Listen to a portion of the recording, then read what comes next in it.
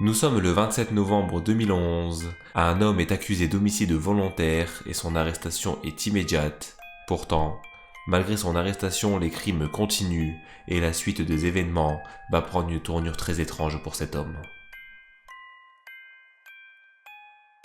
Eh bien salut tout le monde, nous voici aujourd'hui pour une nouvelle histoire 100% française. Je sors des vidéos le dimanche à 18h sur des histoires vraies, donc si ce genre de contenu vous plaît, n'hésitez pas à vous abonner, et sans plus attendre, c'est parti.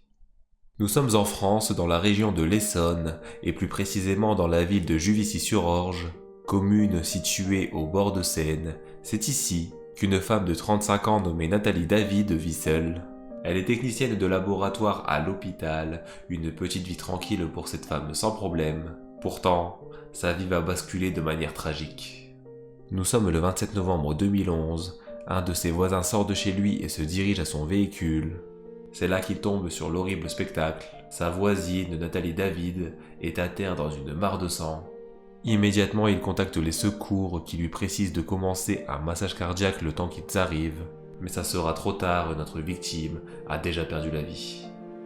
La police arrive sur les lieux quelques minutes après. Ils constatent que notre victime a 5 impacts de balles, 4 dans le thorax et une autre au niveau de la tête, tirée à bout portant.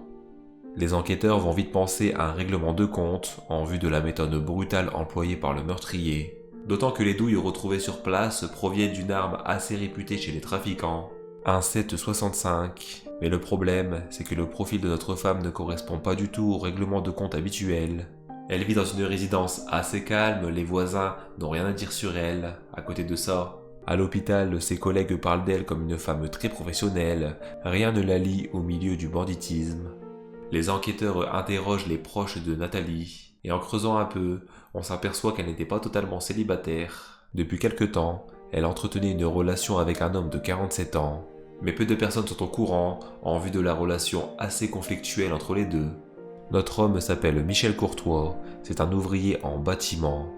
On découvre qu'il a passé la nuit chez elle la veille du meurtre, d'autant que la rencontre se serait mal passée. Apparemment, Nathalie a mis fin à la relation entre les deux juste avant son départ. De plus, Michel est probablement la dernière personne à avoir vu Nathalie en vie. La vengeance amoureuse est mise en avant. Nous sommes le 1er décembre 2011, soit 3 jours après le crime. Une brigade d'intervention est envoyée au domicile de Michel Courtois pour l'interpeller. Une fois sur place, notre suspect ouvre la porte. Directement, les hommes du GIGN rentrent et le mettent au sol. Il est maîtrisé et menotté. Son appartement est fouillé, mais aucune trace du pistolet 7,65 est trouvée. Par contre, ils vont trouver de la poudre sur les vêtements de notre suspect, et pour eux c'est certain. Michel Courtois est probablement notre meurtrier. L'homme est placé en garde à vue, l'interrogatoire commence et il est assez musclé. Les enquêteurs veulent des aveux et ne reculent devant rien. Ils font pression sur Michel et lui hurlent dessus à quelques centimètres de son visage. Et après des heures d'interrogatoire, notre homme est fatigué. La police lui précise qu'ils ont une preuve irréfutable contre lui, la poudre de pistolet sur ses vêtements, ce à quoi Michel répond « Si vous pensez que c'est moi, alors oui, c'est moi. » Après cette phrase, il est transféré et passera la nuit en prison. Une affaire vite bouclée, mais ça ne va pas s'arrêter là.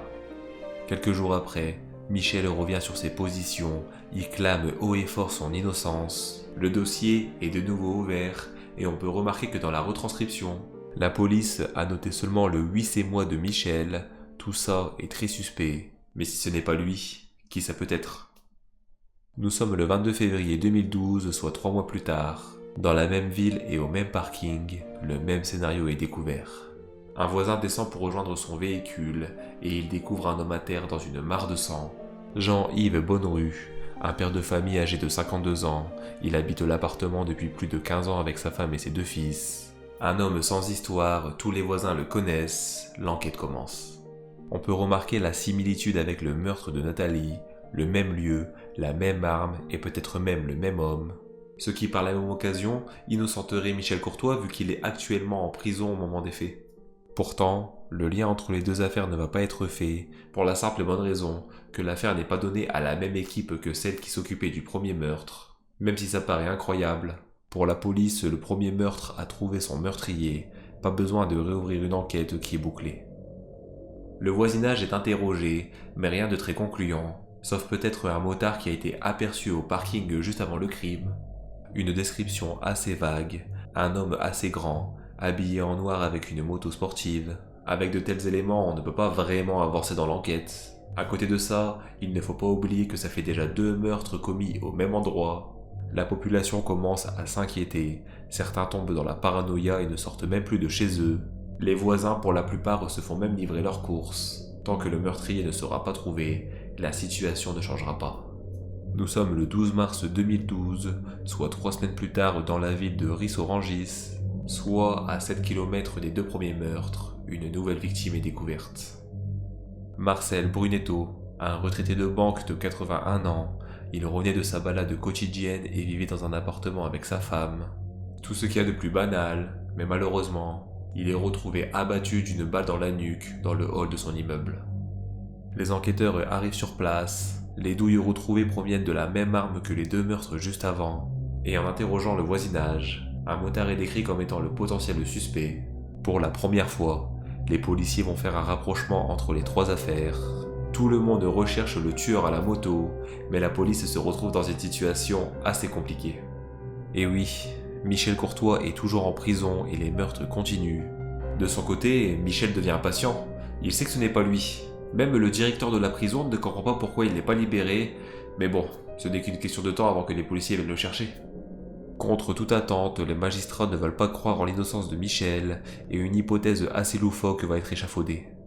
Pour eux, Michel aurait payé quelqu'un pour tuer des personnes de la même manière que lui, pour faire en sorte de l'innocenter.